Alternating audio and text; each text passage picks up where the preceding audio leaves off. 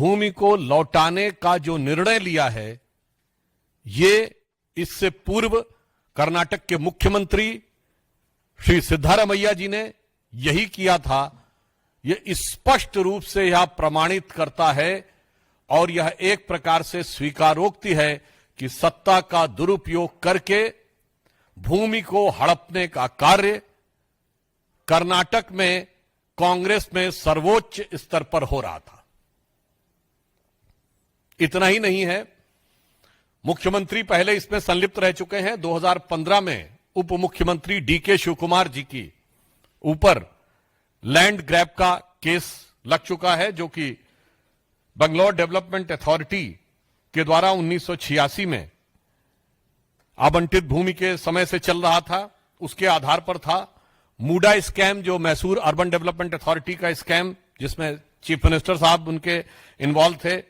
फिर Karnataka industrial ADB land grab, जिसमें कि खड़गे जी की फैमिली के लोग इन्वॉल्व थे।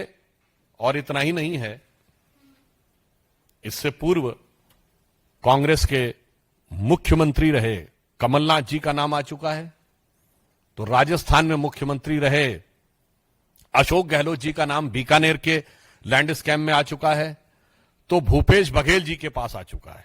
अर्थात मुख्यमंत्री हो, उप मुख्यमंत्री हो अथवा राष्ट्रीय अध्यक्ष हो। और फिर इतना ही नहीं, आप सबको याद होगा वो नेशनल हेराल्ड केस, जिसमें सोनिया गांधी जी और राहुल गांधी जी के ऊपर आक्षेप है। और यह भी याद करिएगा कि वो केस हमारे जमाने में नहीं शुरू हुआ, अक्टूबर 2013 में दिल्ली हाई कोर्ट के निर्देश पर वो केस दर्ज किया गया था।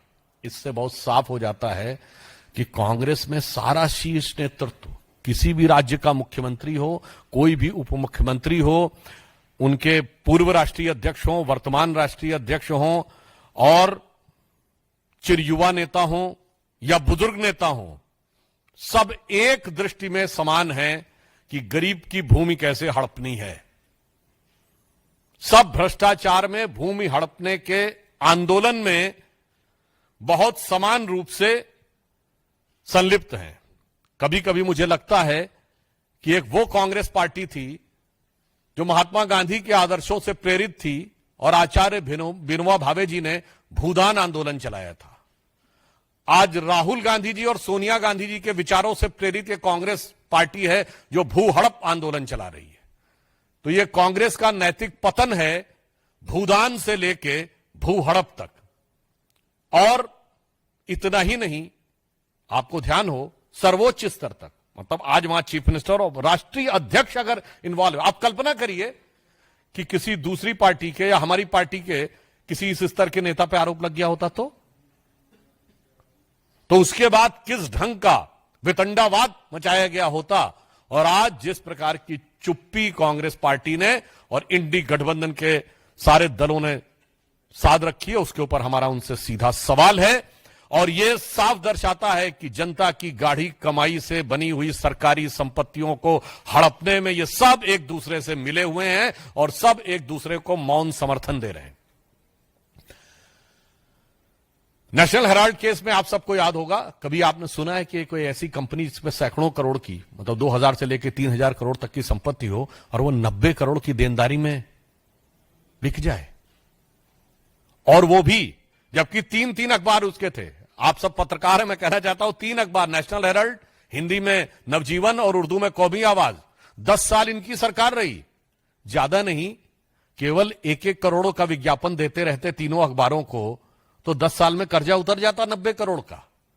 राजीव गांधी फाउंडेशन को 150 करोड़ मिल सकते थे, मगर इनके अनुसार स्वतंत्रता आंदोलन का संचालन करने वाले नेशनल हेराल्ड की सोसाइटी को सरकारी विज्ञापन और सरकारी अनुदान नहीं मिल सकता था, वो 90 करोड़ में बिकना था। तो जो प्रवृत्ति राहुल जी और सोनिया जी में दिख रही थी, वही मल्लिकार्जुन खड़गे जी में दिख रही है, वही सिद्धारमैया जी में दिख रही है, वही डीके शिवकुमार जी में दिख रही है। और इस विषय के ऊपर हमारे कर्नाटक की तरफ से भी ये विषय कई बार उठाया गया और ये मामला इतना आसान नहीं है। हमारे मेंबर ऑफ पार्लियामेंट लहर सिंह सिरोया जी ने इस विषय को टेकअप भी किया हुआ है और वहां पर सीएजी ने जो अपनी रिपोर्ट में पॉइंट आउट किया 2017 से, उसमें लिखा है to ask the committee to fix the responsibility for violating the guidelines of the court order and suggest the appropriate course of action against the defaulting officials for the deletion of the land under category A. इसका अर्थ क्या हुआ कि यदि आज Congress party के नेता सिद्धारमैया जी हों या खड़गे जी हों, वो जमीन वापस कर रहे हैं तो कोई जमीर नहीं जागा है जो जमीन वापस कर रहे हैं। अदालत की कार्रवाई से में होने वाली जलालत से बचने के लिए वो जमीन वापस कर रहे हैं।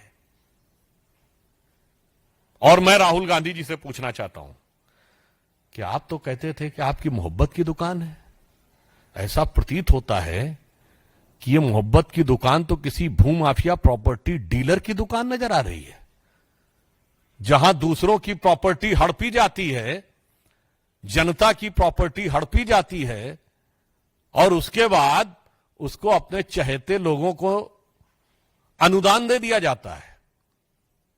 तो मेरा राहुल गांधी जी से साफ सवाल है कि आपकी मोहब्बत की दुकान ये इलीगल प्रॉपर्टी डीलर की दुकान में कैसे तब्दील हो गई मेरे भाई? अभी तक तो उसमें नफरती सामान मिलते थे, जहर बुझे सामान मिलते थे, अब ये इलीगल प्रॉपर्टी की दुकान भी हो गई।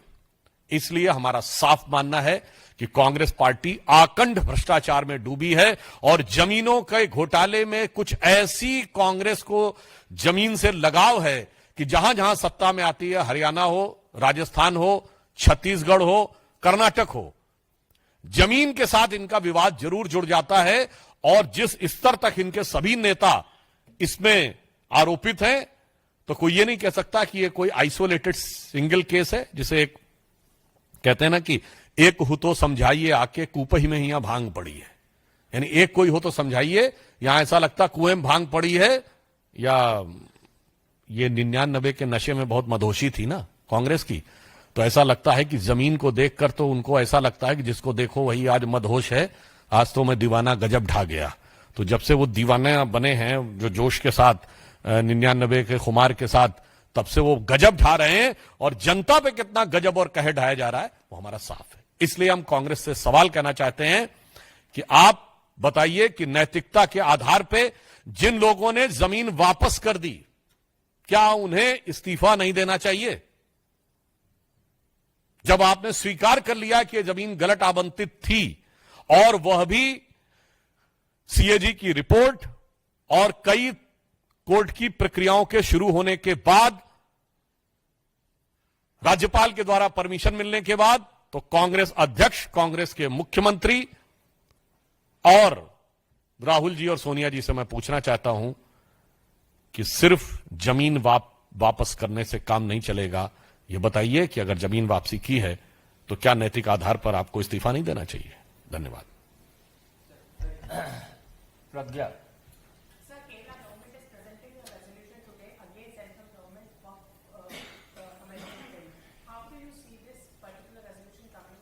पहले इस विषय पर कोई सवाल हो तो आप पूछ सकते हैं। नीरज पांडे। सर, क्या भारतीय जनता पार्टी इस मुद्दे को सड़क पर भी ले जाए, क्योंकि वो उन्होंने हाथ खड़े कर दिए कि हमने जमीन वापस कर दी है, कोई मामला ही नहीं बनता? मेरे विचार से ये तो वो स्थिति हो गई, इसको शब्दशः ना लिया जाए। यदि किसी ने किसी की कोई चीज चुरा ली हो और एफआईआर दर्ज हो जाए, वो कहे मैंने वापस कर दी, तो मामला नहीं बनता है। मुझे लगता है अगर कोई इस प्रकार के तर्क देता है तो इसका मतलब श्री राहुल गांधी जी को जो एक संज्ञा दी गई थी, जो अब वो प्रयोग नहीं की जाती है, वो जनता को वो समझने की गलतफहमी न रखे। आप वो हो सकते हैं वो शब्द, मगर जनता वो नहीं है कि आप इस ढंग के बचकाने तर्क देकर बचने का प्रयास करें। देवेंद्र पड़ा सर, एक मिनट शायद सुधांशु। और ये भी बताइए, हम उनसे पूछना चाहते हैं कि अगर उन्होंने मान लिया कि गलती हो गई तो एफआईआर कब करेंगे? कर्नाटक सरकार एफआईआर कब करेगी? बाकी तो हर चीजों के ऊपर बहुत तरीके से होती है। इसलिए पुनः हमारा नैतिक सवाल आज भी उनके लिए एक राजनैतिक यक्ष प्रश्न बनकर खड़ा है।